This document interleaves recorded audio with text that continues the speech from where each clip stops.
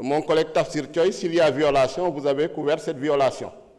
Parce que vous étiez présent aux travaux de commission, vous avez pris la parole au premier tour, vous avez pris la parole au deuxième tour, vous vous êtes exprimé. Donc, s'il y a violation du règlement intérieur, vous êtes complice de cette violation. Il ne faut pas attendre de venir en séance plénière que les caméras soient allumées pour venir parler de questions préalables. La question préalable, puisque la procédure d'urgence, elle a bien été actée en conférence des présidents, la liste des demandeurs de la procédure d'urgence a été jointe à la proposition de loi, a été transmise au président de l'Assemblée nationale, a été transmise également au bureau de l'Assemblée nationale, a été transmise à la conférence des présidents. C'est à la suite de ça que la conférence des présidents a été convoquée et que la conférence des présidents a convoqué la commission et la séance plénière, a arrêté le calendrier.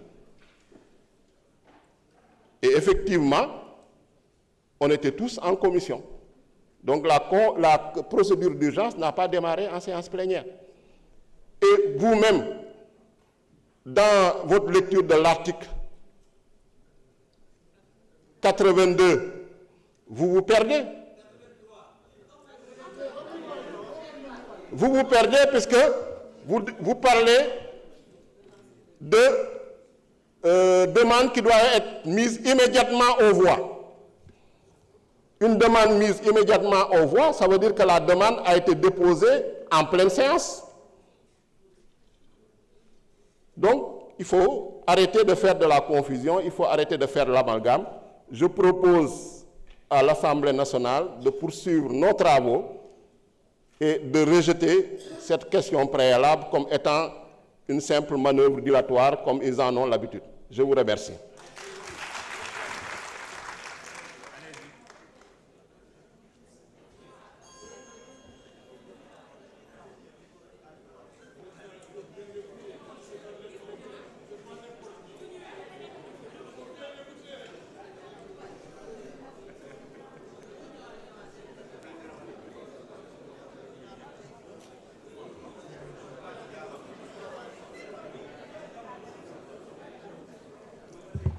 Monsieur le Président, je vous remercie.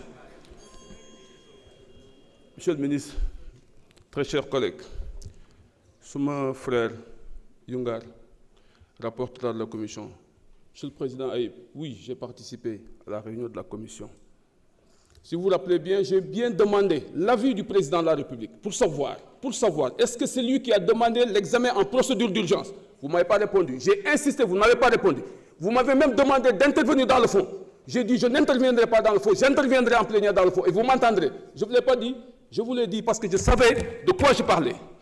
Vous ne m'avez pas donné, parce que je savais que vous, la demande que vous avez faite, demandez, s'il vous plaît, s'il vous plaît, s'il vous plaît, s'il vous plaît, s'il vous plaît,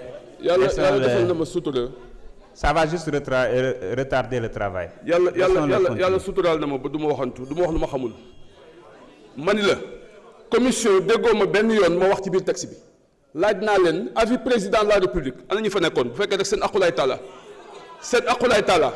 laaj naa avis président de la république c'était pour savoir est-ce que le président a demandé l'examen en procédure d'urgence déglu naa taal déglu naa ko mu wax ni 17 députés demandé nañ ko monsieur le président sànq bi nga toog fii ci kaw li nga wax da nga ni les auteurs ont demandé que le texte soit examiné en procédure d'urgence. Aïb, l'article 82 est très clair. Dans l'article 22, on lire l'article 22 sur les compétences de la conférence des présidents. On a l'article 46 sur la convocation de la réunion en commission. On comprendre ce que je veux dire. Monsieur le Président, je veux lire l'article c'est pour l'Assemblée nationale. C'est pour nous, parce que nous ne devons pas violer la loi. Monsieur le ministre, vous êtes avocat. Vous savez qu'une violation de la procédure annule une procédure. Et ça, vous le savez mieux que moi. Le président de la commission le sait. Ici, on a violé la procédure. Et je pense, monsieur le président, à l'article 46, c'est clair. L'article 46 est clair. Il dit que les commissions sont convoquées à la diligence de leur président écrit par voie de presse et par tout autre moyen. Elles doivent l'être 48 heures avant au moins. Et c'est le vendredi à 17h que nous avons reçu la convocation et la réunion s'est tenue le samedi. Donc la procédure d'urgence est engagée. Et engagée dès l'instant que, Monsieur le Président, quand les affaires assises... Il faut lire la suite de l'article. Laquelle suite? Bah, il m'a demandé de lire. Je lui demande de faire la lecture. S'il vous plaît. S'il vous plaît.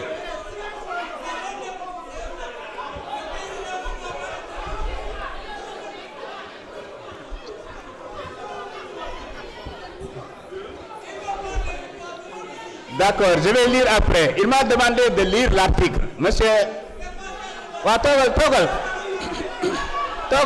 boo toogee oui ma soo toogee du tere ma dégg la.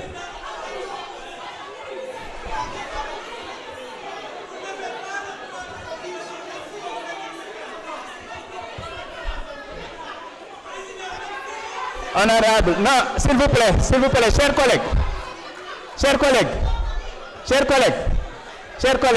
non, oui ma, chers collègues,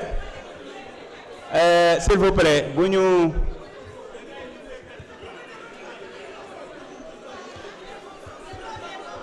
laissons le collègue Tafsir Thiaye continuer, s'il vous plaît.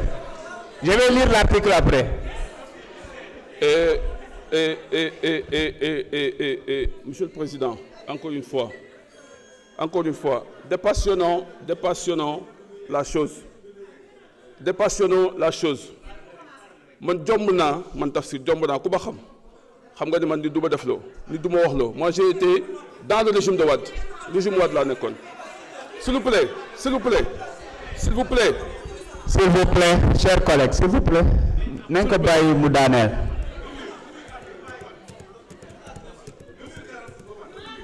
Le débat général n'est pas encore ouvert. Laissons-le terminer, s'il vous plaît.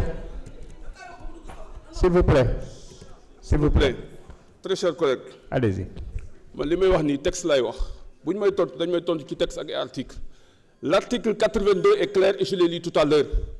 Dañu ko violer te loolu discours du président de la commission des lois. S'il vous plaît 46 convocation commission lay wax. S'il vous plaît. Monsieur le Président, est-ce que je peux continuer? C'est l'article 82 de notre règlement intérieur qu'on a violé. Non. À ce rythme, on ne va pas s'en sortir. Chers collègues, s'il vous plaît, laissez-le terminer, s'il vous plaît. Laissez-le terminer. À l'article 46, on parle de la convocation des commissions 48 heures au moins. Cette commission des lois n'a pas été convoquée 48 heures au moins. C'est ce qui explique la procédure d'urgence.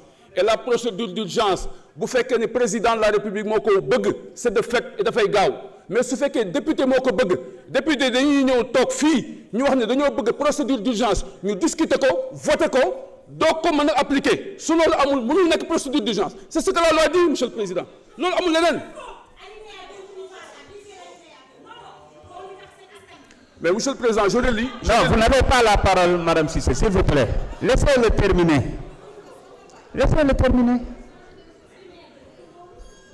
La discussion d'urgence peut être demandée par des affaires soumises aux délibérations de l'Assemblée, soit par un nombre de députés au moins égal au 10e, c'est 17 députés, soit par le président de la République. L'urgence est de droit lorsqu'elle est demandée par le président de la République.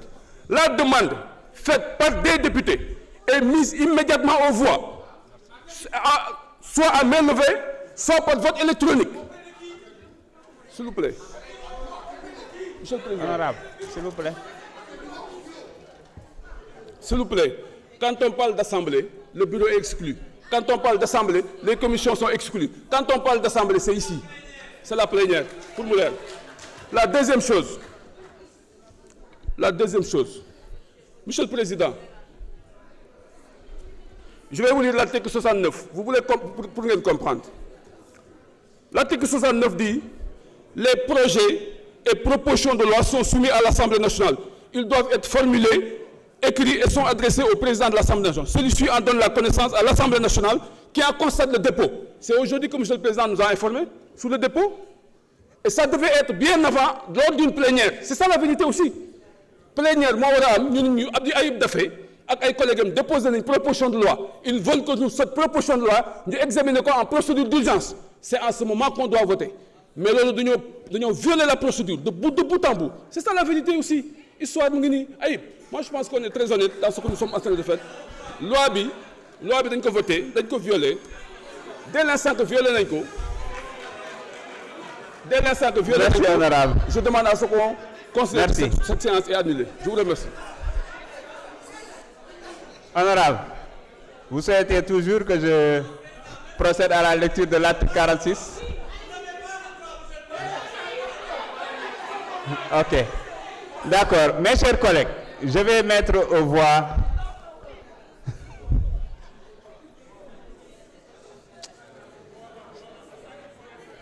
la question préalable. ñi nga xam ni dañu d'accord ci ñu dakkal liggéey bi comme ni ko suñu collègue Tafsir Thioye sàkko nañu yëkkati seen loxo.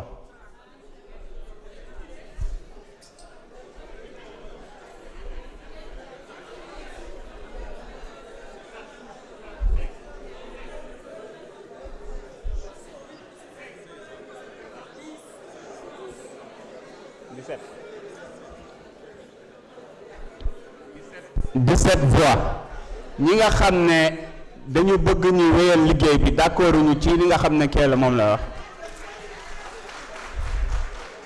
waaw mbir mi leer na kon nag